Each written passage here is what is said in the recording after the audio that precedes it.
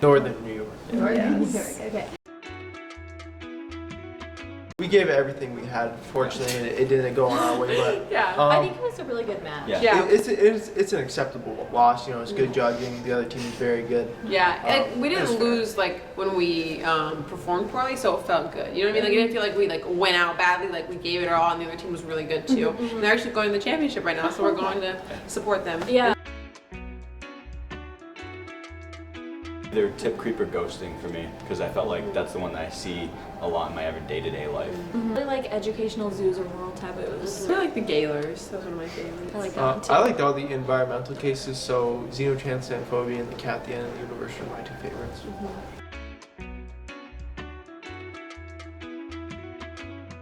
I think when they announced the people who made semifinals, that was exciting. That was nerve-wracking. It was definitely nerve-wracking. I think that, and also when you're like in a round, because usually they would like in regionals they went one by one, and what each judge said what they voted for. But here it kind of just tells you like, oh, they go, okay, the moderate's like 2-1, and then or 3-0, and you don't know who they're gonna say. So it's that I think it's exciting because you're like waiting to figure out who won, who's going on.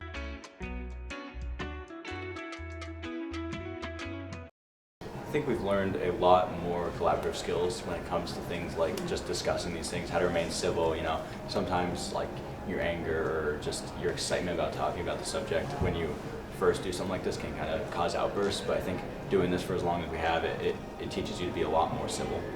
I also think critical thinking and like creative thinking, because I feel like obviously there's 4 of us, so like we kind of all put our minds together when we're talking about cases and like with our advisor.